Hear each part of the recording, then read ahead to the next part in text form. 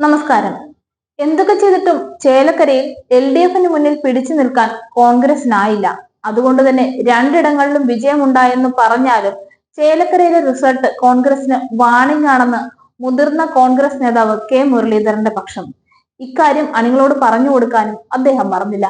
എത്രയൊക്കെ കിണഞ്ഞ് പരിശ്രമിച്ചിട്ടും രമ്യ ഹരിദാസിന് ഭൂരിപക്ഷം നേടിക്കൊടുക്കാൻ കോൺഗ്രസിന്റെ എണ്ണം പറഞ്ഞ പോരാളികൾക്കായില്ല.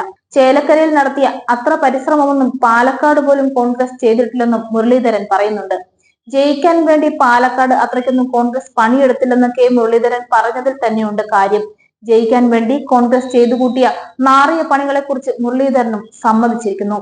ചേലക്കരയിൽ കോൺഗ്രസ് കാര്യമായ തെരഞ്ഞെടുപ്പ് പ്രവർത്തനങ്ങൾ നടത്തിയെങ്കിലും അതിനനുസരിച്ചുള്ള ഫലം ലഭിച്ചില്ല. ദൗർബല്യങ്ങൾ പരിശോധിക്കുന്നതിന് മുൻഗണന നൽകുമെന്നും മുരളീധരൻ പറയുന്നുണ്ട്. വർഗീയ ശക്തികളെ കൂട്ടുപിടിച്ചാണെങ്കിലും ജയിക്കുമെന്ന അമിത ആത്മവിശ്വാസം ചേലക്കരയിൽ കോൺഗ്രസിനുണ്ടായിരുന്നു. പിന്നാലെ വന്ന പെട്ടി വിവാദവും എന്നാൽ കോൺഗ്രസിന് ക്ഷീണമായി. സർക്കാർ വിരുദ്ധ വിവാദം നിലനിൽക്കുന്നുവെന്ന പ്രചാരണവും വർഗീയമായി വോട്ടുകൾ സമാഹരിക്കുന്നതിനുള്ള ശ്രമങ്ങളുമാണ് UDF നടത്തിയത്. വർഗീയ ശക്തികളുമായി ഒരു സഖ്യത്തിനും തയ്യാറല്ലെന്ന ധീരമായ നിലപാട് പരസ്യമായി LDF പ്രഖ്യാപിച്ചു. എന്നാൽ അത്തരമൊരു നിലപാട് പറയുന്നതിൽ UDF സന്നദ്ധമായില്ലെന്ന് മാത്രമല്ല, SDPI പോലുള്ള വർഗീയ സംഘടനകൾ പരസ്യ പിന്തുണ പ്രഖ്യാപിച്ചപ്പോൾ അതിന്റെ നേട്ടമുണ്ടാക്കാനാണ് കോൺഗ്രസ് ശ്രമിച്ചത്. UDF വിജയത്തിന് ശേഷം അത്തരം സംഘടനകൾ ആഹ്ലാദ പ്രകടനം നടത്തിയതും വർഗീയ സംഘടനകളുമായുള്ള ചങ്ങാത്തത്തിന്റെ തെളിവാണ്.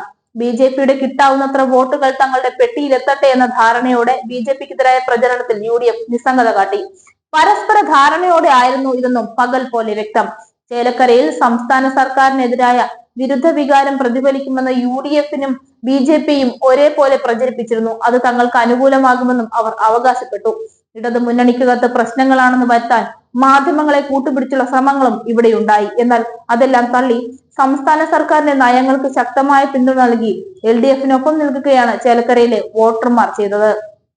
പാലക്കാട് നിലനിർത്തുന്നതിന് ഏത് വഴിവിട്ട മാർഗവും സ്വീകരിക്കുമെന്ന് UDF തെളിയിച്ചു. വർഗീയ സംഘടനകൾ പരസ്യമായി ഇവിടെ രംഗത്തിറങ്ങി. 2021 സംസ്ഥാനത്ത് LDF തുടർ സർക്കാരിന്റെ രൂപീകരണത്തിലേക്ക് നയിച്ച തരംഗത്തിന്റെ കാലത്തും കഴിഞ്ഞ പാർലമെന്റ് തെരഞ്ഞെടുപ്പിലും ലഭിച്ചതിനേക്കാൾ വോട്ട് പാലക്കാട് LDFന് നേടാനായി എന്നതും കോൺഗ്രസിനെ ഭയപ്പെടുത്തുന്നുണ്ട്. പാലക്കാട് നിയമസഭാ മണ്ഡലത്തിലും വോട്ട് വിഹിതത്തിൽ വർധനയുണ്ടാക്കി LDF നില മെച്ചപ്പെടുത്തി. ദേശീയ രാഷ്ട്രീയവും 8 വർഷത്തിലധികമായി സംസ്ഥാനത്ത് തുടരുന്ന സർക്കാരിന്റെ ഭരണ നേട്ടങ്ങളും ഉൾപ്പെടെ ശക്തമായ രാഷ്ട്രീയ പ്രചാരണത്തിനാണ് സംസ്ഥാനത്തെ 3 ഉപതെരഞ്ഞെടുപ്പുകളും LDF ഊന്നൽ നൽകിയത്. 3 ഇടങ്ങളിലും BJPയുടെ വിദ്വേഷ വർഗീയ ഫാസിസ്റ്റ് നയങ്ങൾ തുറന്നു കാട്ടുന്നതിന് LDF മാത്രമേ ഉണ്ടായിരുന്നുള്ളൂ. ഇത് ജനങ്ങൾ തിരിച്ചറിയുമെന്നും കപട ജനവിരുദ്ധതയും അവിശുദ്ധ കൂട്ടുകെട്ടുകളും LDF തുറന്നു കാട്ടുമെന്നുള്ള ഭയവും വരും തെരഞ്ഞെടുപ്പുകളിലും UDFനെ വേട്ടയാടുമെന്നതിൽ സംശയമില്ല.